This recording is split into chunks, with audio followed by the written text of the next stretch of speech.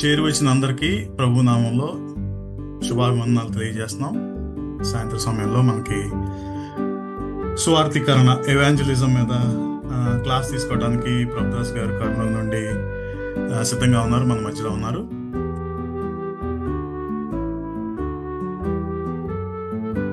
ప్రియులారా, ప్రభు అయిన యేసుక్రీస్తు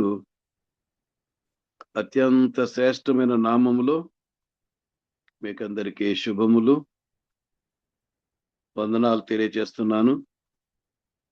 కొన్ని వారాల తర్వాత మళ్ళీ ఇలాగున జూమ్లో మిమ్మల్ని చూడటానికి, మీతో కలిసి సహవాసం చేయటానికి, కలిసి ప్రభువును స్తుతించడానికి, ప్రార్థించడానికి, లేఖనాలు ధ్యానించడానికి ప్రభువైన దేవుడు అనుగ్రహించిన ఈ భాగ్యాన్ని బట్టి ఆయన్ను మనసారా స్తుతిస్తున్నాను.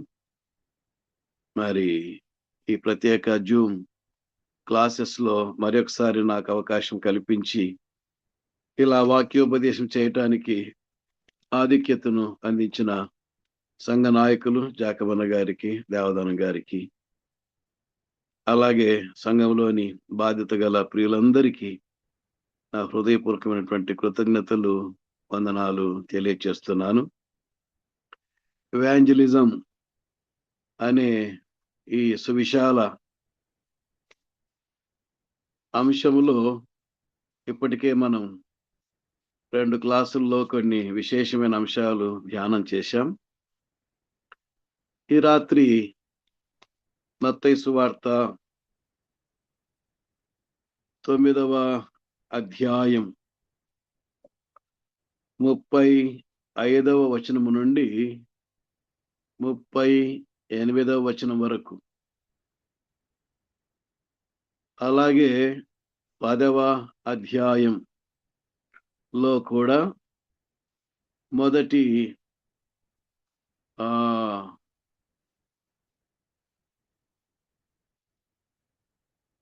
7 వచనాలు, అందులో నుంచి ఒక అంశాన్ని మనం ధ్యానం చేద్దాం.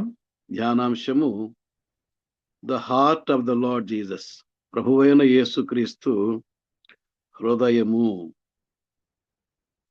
ఆయన హృదయము దేనితో నింపబడి ఉన్నది అనే సంగతులు ఈ ప్యాసేజ్లో మనం చూస్తాం. దానికి ముందుగా మరొకసారి చిన్న ప్రార్థన చేసుకుందాం. పరమ తండ్రి, మీకు వందనాలు. ఈ రాత్రి మరొకసారి మమ్మల్ని జూమ్ ప్లాట్ఫామ్ లో సమకూర్చినందుకు మీకు వందనాలు. మీ పరిశుద్ధ నామ సంకీర్తన చేసి ప్రార్థించి మీ మాటలు ధ్యానిస్తున్నాం. మీరు శరీరధారిగా భూలోకములో ఉన్న దినాల్లో, మానవుల మధ్య సంచరిస్తున్న దినాల్లో మీ హృదయము వేటి చేత నింపబడిందో ఆ సంగతులు మేము ధ్యానిస్తున్నాం. సవార్థీకరణ విషయంలో మీ హృదయము ఎంత భారం కలిగి ఉందో ఆ సంగతిని రాత్రి వేళ మేము ధ్యానిస్తూ ఉండగా, ఈ మాటలు వింటున్న మేము కూడా బ్రతికే కాలం కొద్ది కాలం, ఇప్పటికే ఎంతో కాలం గడిచిపోయింది, కొంచెం కాలం మాత్రమే మా ముందు ఉంది. మీరు ఈ లోకములో ఉన్నప్పుడు ఏ హృదయ భారముతో ఈ లోకములో సువార్త పరిచర్య చేశారో అదే హృదయ భారముతో మేము కూడా సువార్త పరిచర్య చేయటానికి ఈ రాత్రి మేము చేసే ధ్యానం ఉపకరించేలాగున మీ ఆశీర్వాదము దయచేయండి. ఎంతో శ్రద్ధతో ఈ కార్యక్రమాలు చక్కగా నిర్వహిస్తున్న వైజాగ్ అసెంబ్లీస్ను బట్టి, చేరి వస్తున్న విజయనగరం, శ్రీకాకుళం, విశాఖపట్నం లోని సంఘాల ప్రియులను బట్టి మీకు వందనాలు. మేమంతా నేర్చుకుంటున్న ఈ పాఠాలన్నిటి బట్టి స్తోత్రం. ఈ టీములో నాకు కూడా అవకాశం మీరు దయచేసినందుకు మీకు వందనాలు. నేర్చుకున్న కొద్ది సంగతులు భారంతో ప్రకటించడానికి నాకు సహాయం చేయండి.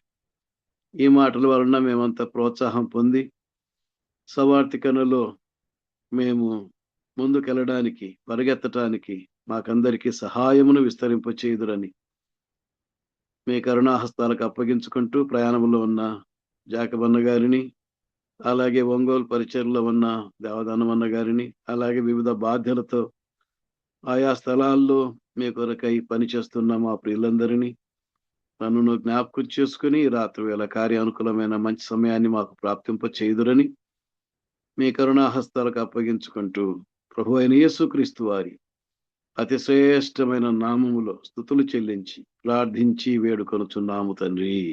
ఆమేన్. ప్రియులారా, ఈ రాత్రి మన ధ్యానాంశము the heart of the Lord. ప్రభు అయిన యేసుక్రీస్తు యొక్క హృదయం దేనితో నిండింది అని ఈ ప్యాసేజ్లో మనం ఆలోచిస్తే 3 విషయాలు మనకు స్పష్టంగా కనబడతాయి. ఒకటవది డ్యూటీ ఆఫ్ ద లార్డ్. ఆయన ఈ లోకములో ఉన్నప్పుడు డ్యూటీ మైండెడ్, పని పని పని అని 35వ వచనములో ఆయన పనిని గురించి మనకు స్పష్టంగా కనబడుతుంది. రెండవది సొసైటీ ఆఫ్ హిస్ టైం. ఆ కాలములో ఆనాటి సమాజం ఎలా ఉంది, సొసైటీ ఆఫ్ హిస్ టైం. ఒకటవది డ్యూటీ అయితే 36వ వచనములో ఆనాటి సొసైటీ, ఆనాటి సమాజం, ప్రజలు ఎలా ఉన్నారు అనేది ప్రభువు ఇక్కడ ప్రస్తావిస్తున్నాడు. ఒకటవది డ్యూటీ, రెండవది సొసైటీ. ఇక 37వ వచనము నుండి 38వ వచనం వరకు, అలాగే 10వ అధ్యాయము మొదటి 7 వచనాలలో రెస్పాన్సిబిలిటీ ఆఫ్ ద డిసైపుల్స్, శిష్యుల బాధ్యత ఏంటో ఆయన చెబుతున్నాడు. ఆయన హృదయములో ఈ 3 విషయాలు చాలా శ్రద్ధగా బాధ్యతాయుతంగా పెట్టుకొని ఇక్కడ ఈ మాటలన్నీ ఆయన పలుకుతున్నాడు. గనుక ఒకటవది డ్యూటీ, రెండవది సొసైటీ, మూడవది రెస్పాన్సిబిలిటీ. ఒకటవది పని, రెండవది సమాజము, మూడవది బాధ్యత. ఈ 3 సంగతులు మనం ఈ ప్యాసేజీలో చూడవచ్చును. ఆయన గుండె నిండా ఇవే ఉన్నాయి. ఈ రాత్రి మన గుండె నిండా ఏమున్నాయి అని మనల్ని మనం ప్రశ్నించుకుంటే మరి ఏమేమో ఉంటాయి. మనకున్న మరి ఒత్తిడి, మనకున్న కష్టాలు, మనకున్న బాధలు, మనకున్న చింతలు, వీటితో పాటు కొద్దిగా గొప్ప పరిచర్య, దీని గురించిన ఆలోచనలు మన హృదయాలలో ఉంటాయి. కానీ ప్రభు శరీరధారిగా ఉన్న దినాల్లో ఆయన హృదయము ఎంత ప్రాముఖ్యమైన అంశాలతో ఆయన నింపుకున్నాడో ఇది మనకు అర్థమవుతుంది. ఈ రాత్రి వేళ మనం కూడా ఈ 3 విషయాలతో నింపబడితే సవార్థీకరణలో నడవటం కాదు, పరిగెత్తడం కాదు, గంతులు వేస్తాం. చాలాసార్లు ఈ గంతులు లేదు, పరుగు లేదు, నడక లేదు. ఎక్కడి వాళ్ళం అక్కడే, ఎక్కడి గొంగలు ఎక్కడే అన్నట్టుగా సవార్థీకరణలో మనం ఆగిపోయామేమో అన్నట్టుగా అనిపిస్తూ ఉంటుంది. ప్రభు కృప వల్ల ఈ దినాల్లో వింటున్న వార్తలను బట్టి శ్రీకాకుళం, మరి విశాఖపట్నం, విజయనగరం, అలాగే కర్నూలు జిల్లాలో వివిధ మండలాల్లో బాగా సువార్త ప్రకటించబడుతున్నట్టుగా మనం సోషల్ మీడియాలో వార్తలు వింటున్నాం. అందును బట్టి దేవునికి స్తోత్రం. కడవరి దినాల్లో రాకడ అంచుల్లో దేశంలో ద్వారాలు మూయబడుతున్న ఈ కాలములో మరి పరిగెత్తి సువార్తను ప్రకటించే వారు కూడా ఉన్నారు. వారందరిని బట్టి దేవునికి స్తోత్రం. వారి పరిచర్య 30 60 100 ఫలించాలని వారి వెనుక మనమంత శ్రద్ధా భక్తులతో ప్రార్థన చేద్దాం. ప్రభువైన యేసుక్రీస్తు హృదయములో ఉన్న ఈ 3 విషయాలు. ఒకటవది డ్యూటీ. చూడండి 35వ వచనములో ఆయన డ్యూటీ 4-fold డ్యూటీ, 4 రకాల పనిని ఆయన ఈ లోకములో చేస్తున్నాడు. ఆయన సోమరి కాదు, నిద్రపోతు కాదు. ఆయన ఎంతో చురుకుగా ఆయన తిరిగేవాడు. ఇక్కడ 4 పరిచర్యలు, 4 డ్యూటీస్ ఆయన చేస్తున్నాడు. 35వ వచనములో యేసు వారి సమాజ మందిరములో బోధించుచు, టీచింగ్ అంటారు. కాబట్టి సమాజ మందిరాల్లో బోధించటం అనేది చిన్న పని కాదు. ఒక సిస్టమాటిక్ స్టడీ చెప్పాలంటే మీకేమనిపిస్తుందో కానీ ఒక సిస్టమాటిక్ స్టడీ నేను చెప్పాలని కూర్చుంటే నాకు 10 hours పడుతుంది ప్రిపేర్ కావడానికి. అలా నెలలో ఒక 10 ప్రసంగాలు లేక 15 ప్రసంగాలు చేయాలంటే 15 ఇంటూ 10 150 గంటలు ఏకధాటిగా కూర్చోగలిగితే మనకు వర్తమానాలు వస్తాయి. ఒక స్టడీ చేతికొస్తుంది. మరి యేసయ్య ప్రతిరోజు సమాజ మందిరాల్లో ఆయన బోధించేవాడు. వాడుక చొప్పున ఆయన సమాజ మందిరాలకు వెళ్ళి బోధించేవాడు అన్నాడు. గనుక ఈ టీచింగ్ మినిస్ట్రీ అనేది చిన్న పని కాదు. It's not a cup of tea. Everybody's cup of tea. It is not a bed of roses. అంత సులువైనది కాదు. చాలా సిద్ధపడాల్సిన అవసరత ఉంటుంది. మరి చార్లెస్ స్పర్జన్ అంటాడు, 25 నిమిషాలు బోధించాలి అంటే కనీసము 25 గంటలు సిద్ధపడాలి కదా అంటాడు. అలా సందేశాన్ని దేవుని సన్నిధిలో తడిపి ఆయన ప్రపంచానికి తీసుకుని వచ్చేవాడు. ప్రజలు కదిలించబడేవారు. గనుకనే చార్లెస్ స్పర్జన్ని ప్రిన్స్ ఆఫ్ ప్రీచింగ్, ప్రసంగాల రారాజు అన్నట్టుగా పిలుస్తారు. అలా ఆయన బోధించేవాడు. కనుక మన జీవితంలో కూడా దేవుడు మనకందరికీ బోధించే వరం, బోధించే పని అప్పగించినప్పుడు దాన్ని ఎంతో బాధ్యతతో మనం చేయవలసిన వారముగా ఉన్నాం. యేసు వారి సమాజ మందిరంలో బోధించుచు, రెండవదిగా రాజ్య సువార్త ప్రకటించుచు, ప్రీచింగ్. గల్లీ గల్లీ, వీధి వీధి, పల్లె పల్లె, అలాగే పట్టణాలు, ఆ ప్రాంతమంతా కలియ తిరుగుతూ ఆయన రాజ్య సువార్త ప్రకటించేవాడు. ఎంత గొప్ప పనో! కాబట్టి ఆ రాజ్య సువార్త కూడా ఏదో పట్టణాలు, నగరాలు మాత్రమే కాదు, గ్రామాలు కూడా కవర్ చేసేవాడు. అదే వచనంలో మనం చదువుతున్నాం. ఈ దినాల్లో గ్రామాలకు వెళ్ళాలంటే చాలా కష్టం, వెళ్ళలేకపోతున్నాం. ఏమో కారణాలు కావచ్చును, కానీ ప్రభువు మనకు మాదిరిగా ఉన్నాడు. పల్లెల్ని నిర్లక్ష్యం చేయకూడదు.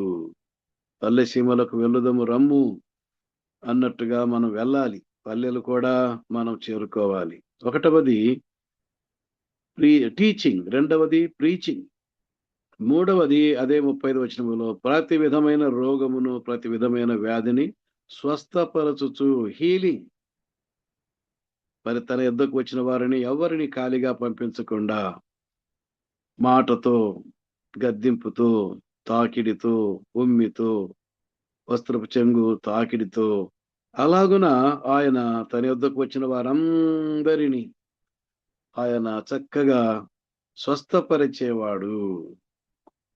కనుక ఈనాడు కూడా మనకు దేవుడు స్వస్థపరిచే, ఆత్మ సంబంధమైన స్వస్థతనిచ్చే సువార్త మన దగ్గర ఉంది. ప్రజలకు ప్రకటిస్తూ స్వస్థతలోనికి తీసుకొని రావటం దేవుడు మనకిచ్చినటువంటి గొప్ప పని. ప్రార్థించగా దేవుడు స్వస్థత అనుగ్రహిస్తాడు, అనుమానం లేదు. కాబట్టి ఆ పరిచర్య, ఈరోజు మా టీం వారు హాస్పిటల్కి వెళ్ళి అక్కడ చక్కగా రోగులను దర్శిస్తూ ఒక్కొక్కరి కొరకై ప్రార్థన చేస్తా ఉన్నారు. దేవుడు ఆ ప్రార్థన విని వారిని స్వస్థపరుస్తాడు, రోగిని స్వస్థపరుస్తాడు. విశ్వాసముతో చేసిన ప్రార్థన వ్యర్థం కాదు, ఆయన బాగు చేస్తాడు. ఇది మూడవ డ్యూటీ. ఇక నాలుగవ డ్యూటీ అదే వచనంలో, సమస్త పట్టణముల యందును గ్రామముల యందును సంచారము చేసెను.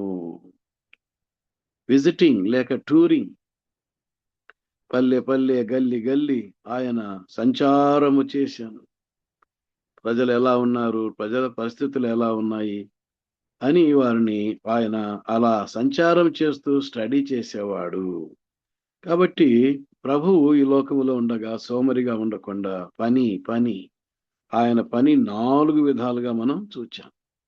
ఈ రాత్రి వేళ మనం ప్రశ్నించుకోవాలి, దేవుడు మనకి ఎన్ని విధాల పని అప్పగించాడు, వాటిని ఎలా చేస్తున్నాము? పని అనగానే చాలా విషయాలు మనం చెప్పుకోవచ్చును, కానీ జస్ట్ టూకీగా మన పాఠం కొరకు ఒక 3 మాటలైనా అలా గుర్తు చేసుకుంటే మన పనిని పగడ్బందీగా మనం చేసుకోగలుగుతాము. పని అనగానే దేవుడు మనకిచ్చిన పని, అది ఏ పని అయినా కానీ శ్రద్ధగా చేయటం అనేది నేర్చుకోవాలి. ఆ సంగతే సామెతల గ్రంథములో 12వ అధ్యాయము 24వ వచనంలో చదువుతాం, శ్రద్ధగా పని చేయువారు ఏలుబడి చేయరు. టీచింగ్ కావచ్చు, ప్రీచింగ్ కావచ్చు, హీలింగ్ కావచ్చు, టూరింగ్ కావచ్చు, పని ఏదైనా సరే శ్రద్ధ, డెలిజెంట్లీ. కాబట్టి మన పనిలో అటువంటి శ్రద్ధ ఉందా? అటువంటి శ్రద్ధ ఉంటే పనిలో మనం ఏలుబడి చేసేవారముగా ఉంటాము. అంతేకాకుండా 10వ అధ్యాయములో మరొక మాట కూడా చెప్పబడింది. ఎవరైతే శ్రద్ధగా పని చేస్తారో 10వ అధ్యాయం 4వ వచనములో, శ్రద్ధ గలవాడు ఐశ్వర్యవంతుడవుతాడు. దేవుడు మనకిచ్చిన పని దాన్ని శ్రద్ధగా చేయగలిగితే ఏలికలమవుతాము, ఐశ్వర్యవంతులము అవుతాం. ఎంత మంచి వాగ్దానం, ఎంత మంచి భరోసా దేవుడు మనకిస్తున్నాడు. కాబట్టి దేవుడు మనకిచ్చిన పని శ్రద్ధగా, చిన్న పని గాని పెద్ద పని గాని శ్రద్ధగా. అదే సొలొమోను రాజు ప్రసంగి గ్రంథం 10వ అధ్యాయములో, ప్రసంగి గ్రంథం 9వ అధ్యాయములో 10వ వచనం, చేయుటకు నీ చేతికి వచ్చిన ఏ పనినైనను నీ శక్తి లోపము లేకుండా చేయుము. రెండవదిగా శక్తి లోపము లేకుండా. ఒకటవది శ్రద్ధగా, రెండవది నీకు ఎంత శక్తి ఉందో ఆ శక్తినంతా కూడగట్టుకొని పని చేయాలి. కాబట్టి అలా పనిచేశారు భక్తులు, అలా పనిచేశాడు పౌలు, అలా పనిచేశారు మిషనరీస్ ఆ దినాల్లో. మరి జాన్ వెస్లీ గురించి చెబుతారు, ఆయన 40,000 ప్రసంగాలు చేతితో రాశాడు అని చెబుతారు. ఎంత హార్డ్ వర్క్. తన శక్తినంతా కూడగట్టుకొని వారు పనిచేశారు. కాబట్టి ఒకటవదిగా శ్రద్ధగా, రెండవది శక్తి లోపము లేకుండా, మూడవదిగా పని అనగానే నిపుణతతో చేయాలి. నిపుణత. సామెతల గ్రంథములో ఆ మాట మనం చదువుతాం. 22వ అధ్యాయము 29వ వచనములో, తన పనిలో నిపుణత గలవారిని చూచితివా, అల్పులైన వారి ఎదుట కాదు, వాడు రాజుల ఎదుటనే నిలుచును. పనిలో స్కిల్ పెంచుకోవాలి. పోయినంత కాలము ఒకే విధంగా మొనాటనస్ గా ఉండకూడదు. మనము పని చేయంగా నిపుణత పెరుగుతుంది. కాబట్టి దేవుణ్ణి అడిగితే ఎన్నో విధాలుగా పని మన నిపుణత పెంచుకోవడానికి దేవుడు సహాయము చేస్తాడు. అలా నిపుణత పెంచుకున్న వారు మరి టీచింగ్ కావచ్చు, ప్రీచింగ్ కావచ్చు, మన జీవితంలో ఎంతో పని ఉంది. పనిలో నిపుణులు కావాలి. ఆనాడు ప్రత్యక్ష గుడారపు పనిలో నిపుణులను దేవుడు వాడుకున్నాడు. బెసలేలు ఒక మంచి నిపుణుడు. అలా మంచిగా నిపుణులను దేవుడు బలంగా వాడుకున్నట్టుగా మనం చూస్తాం. దావీదు కూడా మంచిగా చమత్కారముగా వాయించేవాడు వాయిద్యం. దేవుడు బలంగా వాడుకున్నాడు. కాబట్టి దేవుడు మన చేతికి ఇచ్చిన పనిలో, దేవా నాకు నిపుణత కావాలి. భాషా నిపుణత కావచ్చు, కమ్యూనికేటివ్ స్కిల్స్ మనం పెంచుకోవాలి. Listening, speaking, reading, writing, conference, comparing, quizzing, letter writing, ఇలా ఎన్నో స్కిల్స్ మనకున్నాయి. వాటిని మనము పెంపొందించుకోవాలి. మన పిల్లలకు కూడా మంచిగా పెంపొందింప చేయాలి. కాబట్టి ఒకటవదిగా యేసు ప్రభు హృదయములో ఉన్నటువంటి మొదటి విషయము పని, డ్యూటీ. ఆ డ్యూటీ 4 విధాలుగా మనం చూచాం. కాబట్టి పని అనగానే ఎలా చేయాలో కూడా ఒక 3 సంగతులు మనం టూకీగా నోట్ చేసుకున్నాం. రెండవదిగా పని తర్వాత సొసైటీ. ఆనాటి సొసైటీని గురించి 36వ వచనములో, మత్తయి సువార్త 9:36లో మనం చదువుతున్నాం. సొసైటీని గురించి ప్రభువు 4 విషయాలు చెప్పాడు. సొసైటీని, ఆనాటి సమూహాన్ని బాగా స్టడీ చేసేవాడు ప్రభువు. మెటిక్యులస్ గా, సునిశ్చితంగా ఆనాటి సమాజాన్ని బాగా స్టడీ చేసేవాడు. ఆ సమాజం ఎలా ఉందయ్యా అంటే 36వ వచనంలో, సమూహాలుగా. ఈరోజు మనకు కూడా సమూహాలు ఎక్కడ కనబడతాయి? రైల్వే స్టేషన్ దగ్గర, ఎయిర్పోర్ట్ దగ్గర, బస్ స్టాండ్ దగ్గర, మార్కెట్ యార్డులో, బ్యాంకులో, సంతలో, ఉత్సవాల్లో, పండుగల్లో ఈ ప్రజలు సమూహాలుగా, గుంపులుగా సినిమా టాకీస్ దగ్గర ఇలా కనబడుతుంటారు. వారిని చూచి అని రాయబడింది. చూడడం అంటే ఊరిక పైన చూడడం కాదు, వారిని స్టడీ చేసేవాడు అనే సంగతి మనకు అర్థమవుతుంది. కాబట్టి ప్రజల ముఖాలను చూచేవాడు, వారి యొక్క మనసులను చూచేవాడు, వారి సంభాషణ చూచేవాడు, బహుశా వారితో మాట్లాడి వారు ఏ పరిస్థితిలో ఉన్నారో అర్థం చేసుకుని ఇక్కడ ఆయన సమూహాల గురించి 4 స్టేట్మెంట్లు ఇస్తున్నాడు. ఒకటవది వారు గొర్రెలు అన్నాడు 36వ వచనంలో. వారు గొర్రెలు. సమాజానికి ఆయన పెట్టిన పేరేంటంటే గొర్రెలు. మనం ఇతరులు ఏమైనా మీరు గొర్రెలు అంటే కోపపడతారు. కానీ వాస్తవం ఏంటంటే ఆయన చెబుతున్నాడు వారు గొర్రెలు. నంబర్ 1. నంబర్ 2, వారు కాపరి లేని గొర్రెలు అన్నాడు, షీప్. రెండవదిగా షెపర్డ్ లెస్ షీప్. మూడవదిగా అక్కడే రాయబడింది విసిగిన గొర్రెలు, ఫెయింటెడ్ షీప్ అని ఇంగ్లీష్ లో రాయబడింది. నాలుగవది చదరిన గొర్రెలు, స్కాటర్డ్ షీప్. కాబట్టి సమాజానికి ఆయన 4 పేర్లు పెట్టాడు: గొర్రెలు, కాపరి లేని గొర్రెలు, మూడవది విసిగిన గొర్రెలు, నాలుగవదిగా చదరిన గొర్రెలు. ఎక్కడ చూచిన ఆంధ్ర టు అమెరికా, ఎక్కడ చూచిన గాని ప్రజల పరిస్థితి అలానే, గొర్రెలు గొర్రెలు గొర్రెలు. గొర్రెల వలె అంత త్రోవ తప్పిన వారి, ఏ భేదము లేకుండా మనుషులందరూ గొర్రెల్లాగా తప్పిపోవటం మనం చూస్తా ఉన్నాం. పౌలు ముందుగానే చెప్పాడు, మరి రోమ పత్రికలో మనం ఎరుగుదుము, ప్రతి మనుష్యుడు అందరూ 3వ అధ్యాయం 12వ వచనంలో అందరూ త్రోవ తప్పి ఏకముగా పనికిమాలిన వారు అయిరి. అందరూ గొర్రెల్లాగా త్రోవ తప్పిపోయారు అని ఆ ప్రభు చెప్పాడు. కాబట్టి ఒకటవది గొర్రెలు. రెండవది ఎటువంటి గొర్రెలయ్యా అంటే కాపరి లేని గొర్రెలు. మనకైతే కాపరి ఉన్నాడు, ఎరుగుదుము. ఆయన మంచి కాపరి, గొప్ప కాపరి, ప్రధాన కాపరి అని పాడతాం, ఎంతో ఆరాధిస్తాం, ఆయన అనుభవిస్తాము కూడా. మరి మన చుట్టూ ఉన్నటువంటి వారికి మరి కాపరి దొరకలేదు, వారు ఇంకా కాపరి దగ్గరికి రాలేదు గనుక వారు కాపరి లేని గొర్రెలైపోయారు. కాపరి ఉంటేనే అక్కడికక్కడికి, ఇక అసలు కాపరే లేకపోతే వారికి ఏం భద్రత ఉంటుంది? కాబట్టి మన చుట్టూ ఉన్న ప్రజలు, దేవా కాపరు లేని ప్రజలయ్యా, కాపరివైన నిన్ను మేము పరిచయం చేయాలి అనే భారం మనకు రావాలి. మనమే పాడుకుంటూ ఆయన మంచి కాపరి, గొప్ప కాపరి, ప్రధాన కాపరి అని మనం స్వార్థంగా పాడుకుంటూ, స్వార్థంగా ఆరాధిస్తూ, మన చుట్టూ ఉన్నటువంటి ప్రజలకు ఈ కాపరి దొరకలేదే అని కూడా ఆలోచన లేకుండా మనం బ్రతకకూడదు. ప్రభు గొర్రెలు అన్నాడు, రెండవది కాపరి లేని గొర్రెలు అన్నాడు, మూడవది విసిగిన గొర్రెలు, ఫెయింటెడ్.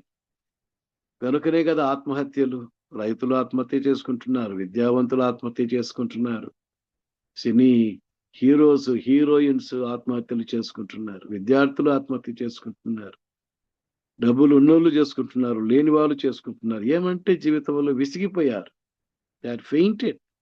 వారు మన కాంప్లెక్స్ లోనే ఉండొచ్చు, మన వీధిలో కొందరు ఉండొచ్చు, మన కాలేజీలో ఉండొచ్చు, మన సొసైటీలో మన చుట్టే ఉన్నారు. విసిగిపోయిన వారుగా వారి మాటలు చెబుతా ఉంటాయి, వారి చేష్టలు చెబుతా ఉంటాయి, వారి ఆత్మహత్యలు చెబుతా ఉంటాయి. దీని గురించి ఆలోచించండి అన్నట్టున్నాడు ప్రభు. కాబట్టి గొర్రెలు, కాపరి లేని గొర్రెలు, మూడవది విసిగిన గొర్రెలు, నాలుగవది చెదరి ఉన్నందున అని 36వ వచనంలో మనం చదువుతున్నాం. చెదరిన గొర్రెలు, స్కాటర్డ్. మారల్ వాల్యూస్ నుంచి, సోషల్ వాల్యూస్ నుంచి, కల్చరల్ వాల్యూస్ నుంచి మానవుడు చెదరిపోయాడు. ఎన్ని రేప్ కేసులో, భర్తను చంపిన భార్య, భార్యను చంపిన భర్త, పసిబిడ్డను డస్ట్బిన్లు వేసినటువంటి తల్లి, భార్యను నరికి ముక్కలు చేసిన భర్త. ఇలాంటి ఘోరమైన వార్తలు విన్నప్పుడు ప్రజలు ఎంత చెదిరిపోయారో. సామాజిక విలువలు లేవు, నైతిక విలువలు లేవు, సాంస్కృతిక విలువలు లేవు. విలువలన్నిటి నుంచి మానవుడు ఎప్పుడో చెదిరిపోయాడు. కాబట్టి ఆయన సొసైటీని గురించి ఈ 4 మాటలు చెప్పాడు. ఈ 4 రకాలుగా ఉన్నటువంటి ఈ గొర్రెలకు కలిపి ఒకే పేరు పెట్టాడు. 10వ అధ్యాయం 6వ వచనంలో నశించిన గొర్రెలు, పెరిష్డ్ షీప్. ఈ 4 రకాల గొర్రెలకు నశించిన గొర్రెలు అని పేరు పెట్టాడు. కాబట్టి మనం ఎరుగుదుము, మన చుట్టూ ఉన్నటువంటి సమాజము నశించి నరకానికి వెళ్ళిపోతున్నారు, ఆరని మంటలకు వెళ్ళిపోతున్నారు. దుష్టులను దేవుని మనసు జనులందరూ పాతాళమునకు దిగిపోతున్నారు అన్న సంగతి మనకు తెలుసు. కాబట్టి వారు నశిస్తున్నారు, నిత్య నాశనానికి వెళ్ళిపోతున్నారు, నిత్య నరకానికి వెళ్ళిపోతున్నారు. ప్రభు గుండె నిండా, హృదయం నిండా ఉన్న విషయాలు: ఒకటవది డ్యూటీ, రెండవది సొసైటీ, ఇక మూడవది చూడండి రెస్పాన్సిబిలిటీ. తాను ఎటువంటి రెస్పాన్సిబిలిటీ కలిగి ఉన్నాడు, తన శిష్యులు ఎటువంటి రెస్పాన్సిబిలిటీ కలిగి ఉండాలో అది చెబుతున్నాడు. కాబట్టి తాను బాధ్యత వహిస్తూ తనతో ఉన్న శిష్యులు కూడా బాధ్యతాయుతంగా జీవించాలి, పని చేయాలి అని చెబుతున్నాడు. కనుక ఈ రాత్రి సవార్థీకరణ అనేది బాధ్యతాయుతమైనది, బాధ్యతతో కూడింది. అదే సందర్భంగా ఇది భాగ్యవంతమైనది. దేవదూతలకు కూడా లేని సేవ, దేవదూతలకు కూడా లేని బాధ్యత దేవుడు మనకిచ్చాడు. అందుకోసమే మాసిలామణి గారు పాడారు, మధుర మధుర మధుర సేవ, యేసు ప్రభువు సేవ, దేవదూతలకు లేని సేవ, దివ్యమైన సేవ, దివ్య కుమారుని సేవ అని చాలా వివరంగా ఆ పాట రాశాడు. కాబట్టి ఎంత బాధ్యత ఉందో అంత భాగ్యము కూడా ఉంది. పౌలు దాన్ని గ్రహించే ఇది బాధ్యత మాత్రమే కాదు, భాగ్యము అని తాను సంపాదించుకున్న ఆత్మల గురించి, మీరే నా కిరీటం, మీరే నా మహిమ, మీరే నా సంతోషం, మీరే నా ఆనందం, మీరే నా మహిమ అని ఎంతో తృప్తిగా మాట్లాడతాడు. కాబట్టి ఇది కేవలం బాధ్యత మాత్రమే కాదు, భాగ్యము అని ఎంచుకుంటే తప్ప మనం సవార్థీకరణ చేయలేం. దేవా, ఎవరికి లేని భాగ్యం నీవు నాకు ఇచ్చావు. నీ రాయబారిగా, నీ పనివానిగా, నీ ప్రజలను కలుసుకోవటానికి, భూలోకం నుంచి పరలోకానికి నేను ఎగుమతి చేయటానికి ఈ గొప్ప పని నా చేతికిచ్చావు. ఇది బాధ్యత మాత్రమే కాదు, గొప్ప భాగ్యము అని మనం ఎంచుకోవాలి. ఇక్కడ మరి బాధ్యత కూడా 4 విషయాలు చెప్పబడ్డాయి. డ్యూటీలో 4 విషయాలు చూచాము, సొసైటీలో 4 విషయాలు చూచాము, రెస్పాన్సిబిలిటీలో కూడా 4 సంగతులు కనబడుతున్నాయి. ఏమిటా 4 సంగతులు అంటే 37వ వచనములో వారి మీద కనికరపడుట నంబర్ 1. నంబర్ 2 38వ వచనములో కోత యజమానుని వేడుకొనుట, కనికరపడుట. రెండవది 38వ వచనములో వేడుకొనుట. మూడవ బాధ్యత 10వ అధ్యాయం 6వ వచనములో వెల్లుట. ఇక 4వ బాధ్యత 10వ అధ్యాయం 7వ వచనములో వెళ్ళుచు ప్రకటించుట. ఈ రాత్రి 4 బాధ్యతలను మనం గుర్తిరగాలి. ఒకటవది కనికరపడుట, రెండవది వేడుకొనుట, మూడవది వెల్లుట, 4వది ప్రకటించుట. కాబట్టి ఈ రాత్రి ఈ 4 బాధ్యతల్లో ఒకటవదిగా కనికరపడుట. చూడండి 37వ వచనములో, గొర్రెల వలె విసిగి చెదరి ఉన్నందున వారి మీద కోపపడి కాదు, కనికరపడి. కాబట్టి నశించే గొర్రెలు చూచి ఆయన కోపపడలేదు.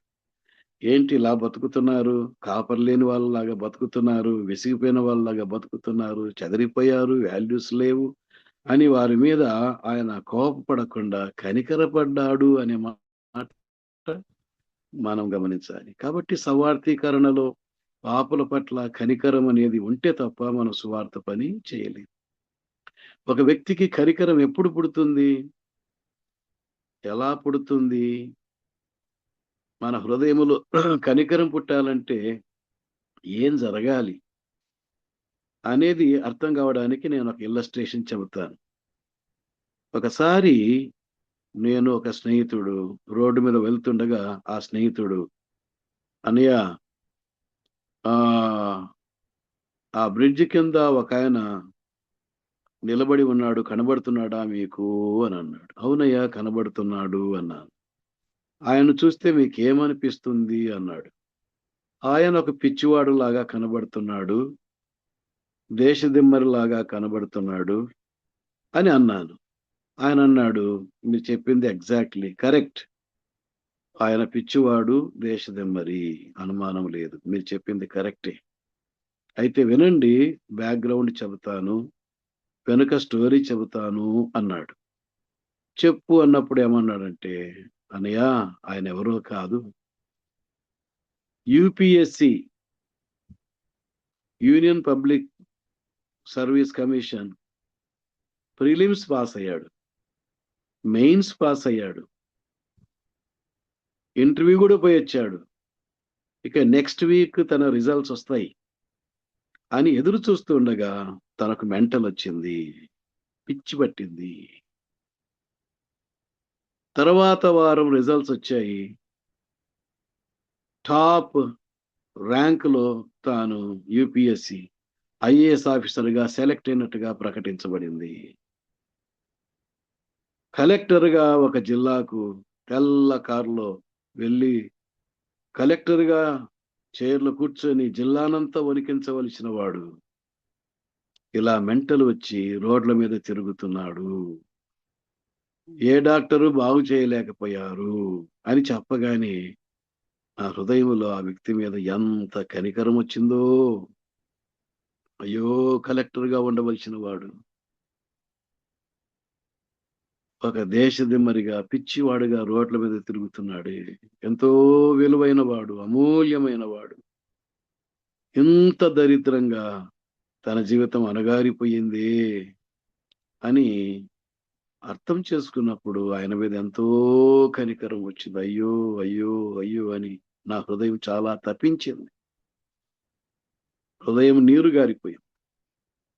ఈ మాట వింటుండగా మనతో ఉన్న మన ప్రజలు కూడా మనతో పాటు పరలోకానికి రావాలి, బంగారు వీధుల్లో తిరగాలి, సూర్యకాంతము, నీలము, యమునారాయి, పచ్చ, వైడూర్యము, కెంపు, సోనెల సునియం, సుగంధం, రకరకాల ముత్యాలతో, రత్నాలతో, వజ్రాలతో కట్టబడిన పరలోకములో మనతో పాటు దేవదూతలతో పాటు పరిశుద్ధులందరితో పాటు ఆనందంగా జీవించాలి.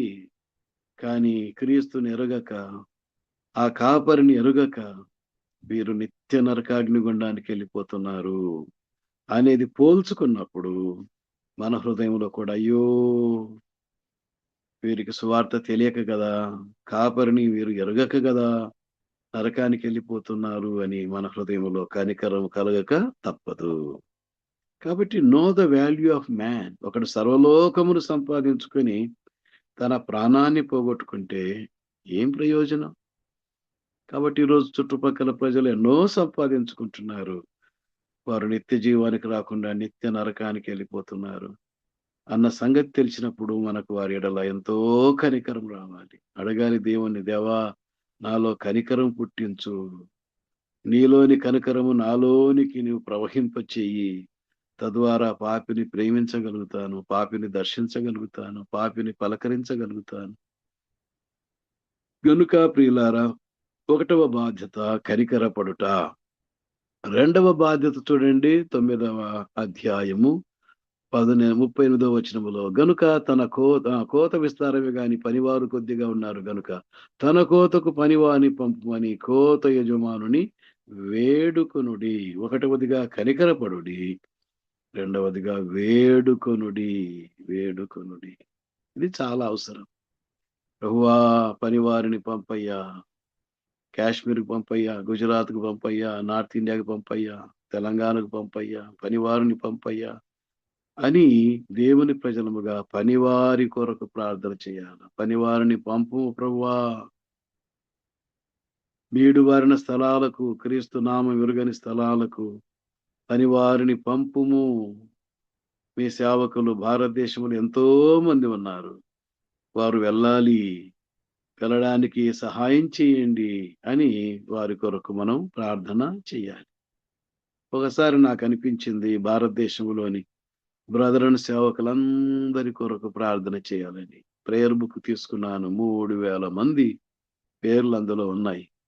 వారి భార్యల పేర్లు, వారి పిల్లల పేర్లు, వారి సంఘాల పేర్లు ఆ పుస్తకంలో ఉండగా, చూద్దాం, ఈ 3000 మంది కోసం ప్రార్థన చేద్దాం, అవసరమైతే ఉపవాసం ఉండి ప్రార్థన చేద్దామని మొదలు పెడితే 3 దినాలు 3 రాత్రులు పట్టింది. 3,000 మంది కొరకు ప్రార్థన చేయగా ఎంతో తృప్తి కలిగాం.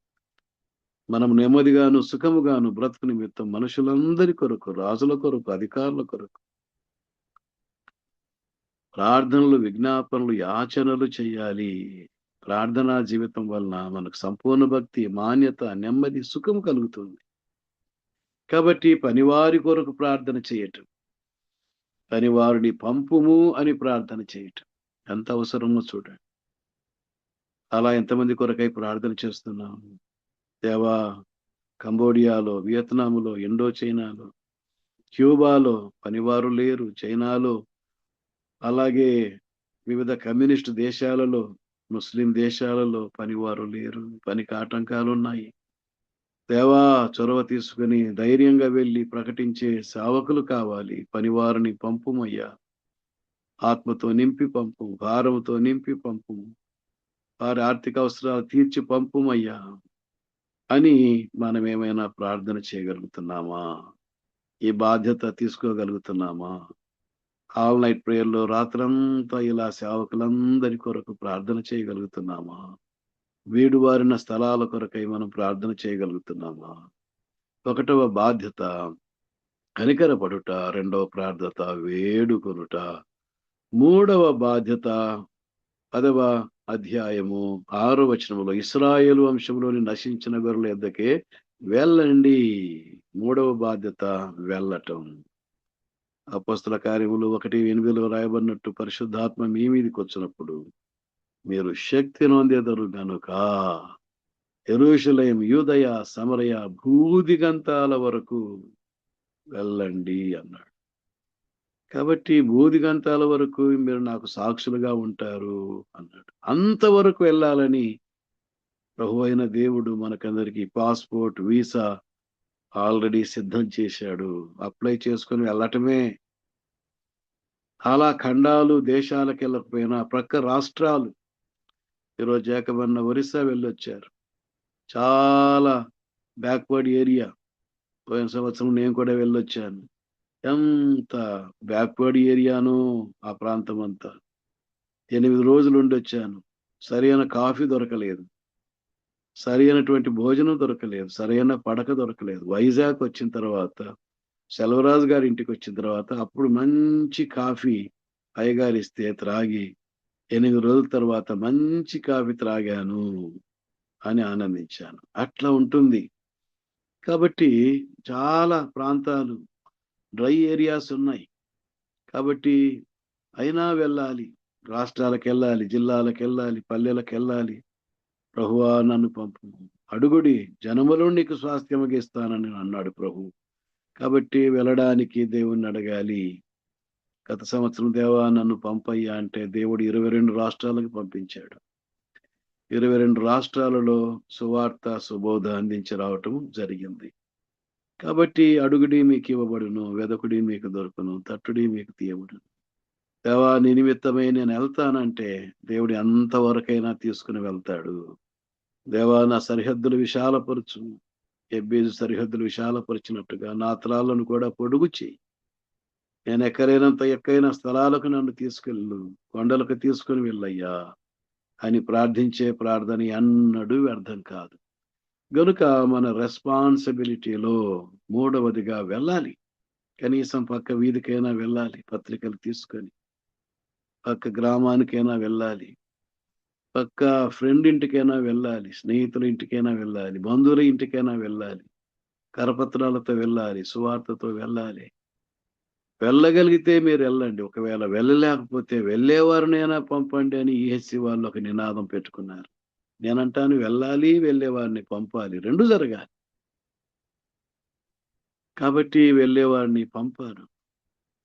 మరి అలాగున్న వైజాగ్ అసెంబ్లీ వాళ్ళు మంచి యోహాను సువార్తలు, సువార్త పత్రికలు ఇచ్చి పంపిస్తున్నారు. మాకు ఇప్పటికే కొన్ని వేలు, కొన్ని లక్షల పత్రికలు వైఎంసీఏ కృష్ణ అసెంబ్లీ వాళ్ళు పంపించారు. అలాగే సువార్తలు పంపించారు, ఎన్నోసార్లు పంపించారు. వేల లక్షల పత్రికలు ప్రపంచంలోకి వెళ్ళిపోయాయి, గ్రామాల్లోకి వెళ్ళిపోయాయి. కాబట్టి మేము వెళ్ళలేకపోతున్నాం, వెళ్ళేవారినైనా మేము పంపించొద్దా అంటున్నాడు పెద్ద ఆయన దేవాదానం గారు. నేను వెళ్ళలేకపోతున్నానయ్యా, వెళ్ళే మిమ్మల్నైనా పంపించాలి కదా. పత్రికలు ఇచ్చి పంపాలి, పైసలు ఇచ్చి పంపాలి, పెట్రోల్ ఇచ్చి పంపాలి, భోజనం ఇచ్చి పంపాలి, ఈవులు ఇచ్చి పంపాలి, వెళ్ళాలి. కాబట్టి 3వ బాధ్యత వెల్లుడి. 4వ బాధ్యత చూడండి, 7వ వచనములో, వెళ్ళుచు పరలోక రాజ్యం సమీపించి ఉన్నదని ప్రకటించుడి. 4వ బాధ్యత ప్రకటించుడి. 1వది కనికరించుడి, 2వది వేడుకొనుడి, 3వది వెల్లుడి, 4వది ప్రకటించుడి. కాబట్టి దేవా, నేను ఇంతవరకు ప్రకటించలేకపోయాను, ఎంతో ప్రకటించాలి. భారం నాకు అనుగ్రహించయ్యా, మంట నాలో పుట్టించయ్యా. ప్రకటించుడి, ప్రకటించుడి, ప్రకటించుడి. కాబట్టి ప్రకటించుడి అనే అంశం వచ్చినప్పుడు ఎలా ప్రకటించాలి అనే దానికి కొన్ని మాటలు మనం చూడాలి. నంబర్ 1, మాటలాడుచు ప్రకటించాలి. ఆనాడు అపోస్తలులు మరి యెరూషలేములో ఎంతో హింస కలిగితే అక్కడున్న దేవుని బిడ్డలు పారిపోయి అంతియొకయుకు వచ్చారు. అక్కడ కూలినాలి పనులు చేసుకుంటూ తిని తినక అక్కడ ఏ వసతి సుఖము లేకపోయినా అపోస్తల కార్యములు 11వ అధ్యాయములో రాయబడినట్టు వారు 19వ వచనములో స్టెఫెను విషయంలో కలిగిన శ్రమను బట్టి చెదరిపోయిన వారు అంతియొకయుకు వచ్చారట. వారు వచ్చి అంతియొకయలో కూలినాలి పనులు చేసుకుంటూ కట్టుబట్టలతో వచ్చి వారు ఒక మంచి పని చేస్తున్నారు. 20వ వచనములో ఏం చేస్తున్నారయ్యా అంటే, వీరు అంతియొకయుకు వచ్చి గ్రీసు దేశం వారితో మాటలాడుచు ప్రభు అయిన యేసును గూర్చిన సువార్త ప్రకటించిరి. కాబట్టి ప్రకటించిరి. ఎలా ప్రకటించారయ్యా ఆ దినాల్లో అంటే, షామియానాలేసి పోస్టర్లు వేసి మైకులు పెట్టి డామ్ డూమ్ అని చేసిన వాళ్ళేం కాదు. అది కూడా అవసరమే, అనుకూలత ఉంటే అవన్నీ కలిగి ఉండవచ్చు. కానీ ప్రాథమికంగా వారు ఎలా సువార్త చేరవేశారయ్యా అంటే, మాటలాడుతూనే, ప్రజలతో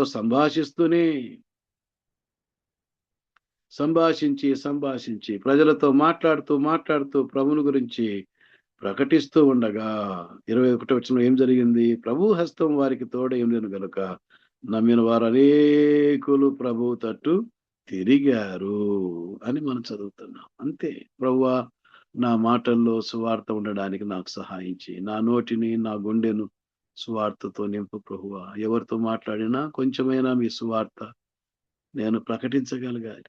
దినానికి పురుషులు 9,000 మాటలు మాట్లాడతారట, స్త్రీలు 25,000 మాటలు మాట్లాడతారట. అందులో 9 మాటలు మాట్లాడితే పురుషుడు ఒకరికి సువార్త చెప్పొచ్చు. అందులో 25 మాటలు మాట్లాడితే స్త్రీ ఒకరికి సువార్త చేరవేయొచ్చు. గనుక మాటలాడుచు ఎలాగైనా నేను సువార్తను చేరవేయాలి అనే ఒక కమిట్మెంట్ మనకుండాలి. కనుక అలా కమిట్మెంట్ తో పనిచేసిన సంఘం, అంత్యొకయ సంఘం, అదెంతో విస్తరించింది. ఆ సంఘములో నుంచే పౌలు, బర్నబా అంతర్జాతీయ సేవకులుగా ప్రపంచానికి సువార్త తీసుకుని వెళ్ళారు. ఎంత శ్రేష్టమైన సంగతి. గనుక ప్రియులారా, 4వ బాధ్యతగా ప్రకటించాలి. ఎలా ప్రకటించాలి? మాటలాడుచు. కాబట్టి నా మాటల్లో సువార్త రావాలి ప్రభువా. నా నోటిని నీ సువార్తతో నింపు, నా హృదయాన్ని నీ సువార్తతో నింపు అని ప్రభువుని అడిగి అలాంటి సువార్తను మనం చేరవేయాలి. 1వది మాటలాడుచు సువార్తను ప్రకటించాలి.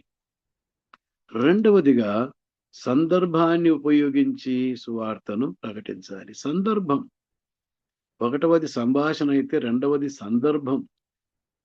అపోస్తల కార్యముల గ్రంథం 8వ అధ్యాయములో 34వ వచనములో, అప్పుడు నపుంసకుడు ప్రవక్త ఎవరి గూర్చి ఇలాగ చెప్పుచున్నాడు, తన్ని గూర్చియా వేరొకని గూర్చియా, దయచేసి నాకు తెలుపు అని ఫిలిప్పును అడిగాను. అందుకు ఫిలిప్పు నోరు తెరచి ఆ లేఖనమును అనుసరించి అతనికి యేసును గూర్చిన సువార్త ప్రకటించాను. కాంటెక్స్ట్.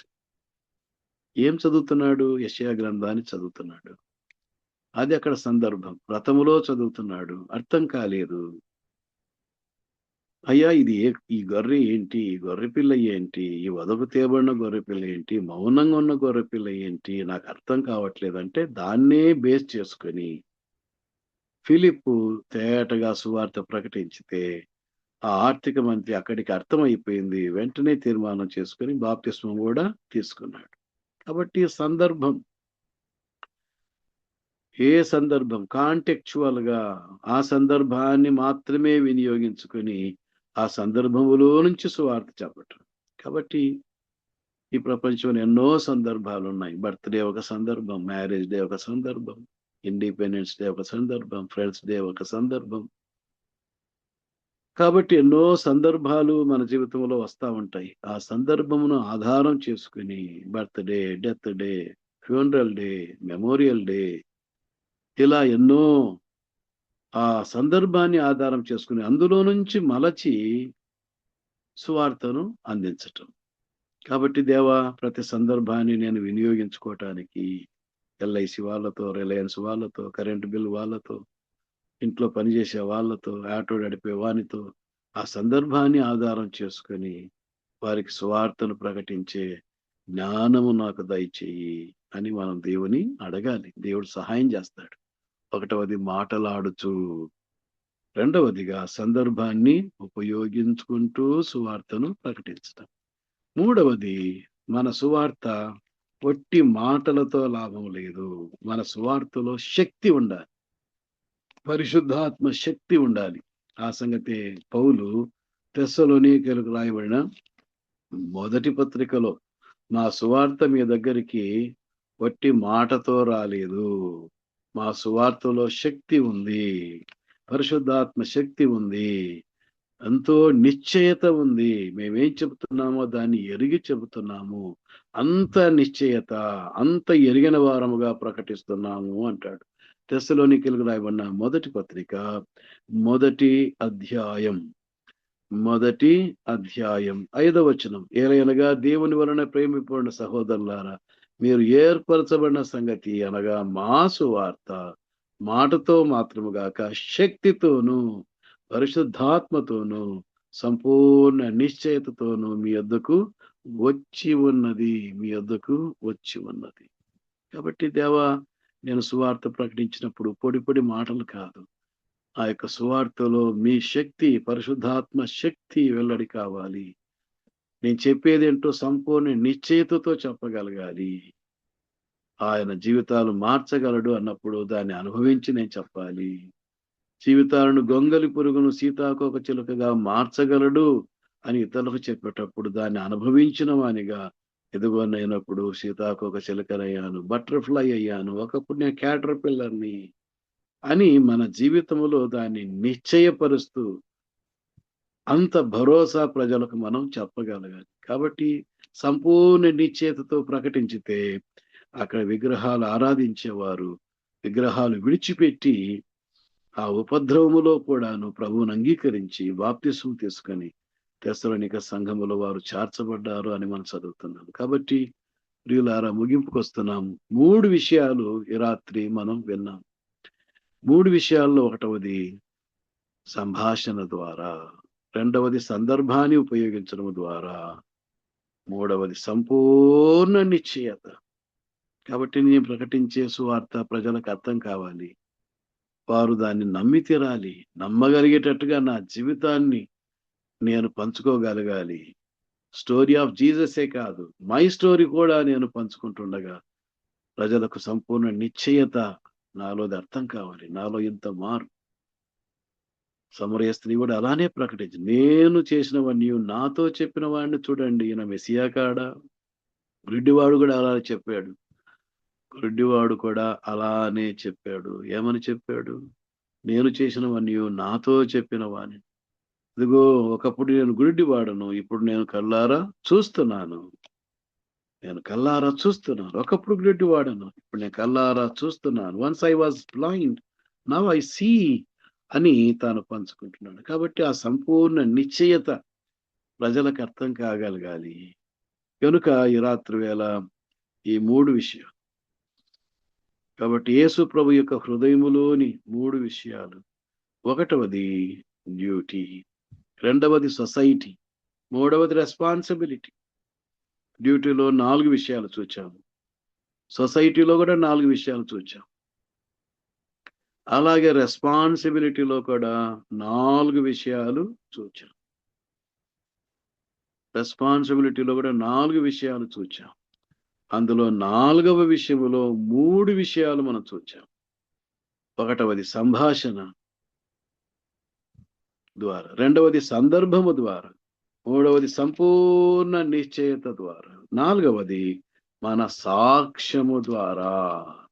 కాబట్టి జీసస్ స్టోరీ మాత్రమే కాదు, మన స్టోరీ మనం పంచుకోవాలి. అపోస్తల కార్యములు 8వ అధ్యాయము 25వ వచనములో సాక్ష్యమిచ్చుచు, అంతట వారు సాక్ష్యమిచ్చుచు ప్రభువాక్యము బోధించి యెరూషలేమునకు తిరిగి వెళ్ళుచు అని మనం చదువుతున్నాం. కనుక ఒకటవది సంభాషణ, రెండవది సందర్భం, మూడవది సంపూర్ణ నిశ్చయత, 4వది సాక్ష్యం. కాబట్టి నువ్వు సువార్త గొప్పగా ప్రకటించడానికి థియాలజీ తెలియకపోవచ్చును, క్రిస్టాలజీ తెలియకపోవచ్చును, గొప్ప సువార్త చెప్పడానికి నీ దగ్గర స్టఫ్ లేకపోవచ్చును, కానీ సాక్ష్యం, నీ స్టోరీ. ఒకప్పుడు నేను ఎలాంటి వాడను, నేను ఇలా మారాను, నరకానికి వెళ్ళేవాడను, ఈరోజు పరలోకానికి వెళ్తున్నాను, అశాంతితో ఉండేవాడను, ఈరోజు శాంతి సమాధానం కలిగి ఉన్నాను, ఒకప్పుడు నెమ్మది లేని వాడను, ఈరోజు నెమ్మది కలిగి ఉన్నాను, ఒకప్పుడు నా జీవితం నరకతుల్యము, ఈరోజు నా జీవితం పరలోకము స్వర్గసీయముగా మార్చాడు యేసయ్యా. ఒకప్పుడు నా జీవితం అంతా దుఃఖము, ఈరోజు ఆయన సంతోషంతో నన్ను నింపాడు అని మన సాక్ష్యాన్ని పంచుకోవటం. సాక్ష్యమిచ్చుచు వారు సువార్తను ప్రకటించారు అని మనం చదువుతున్నాం.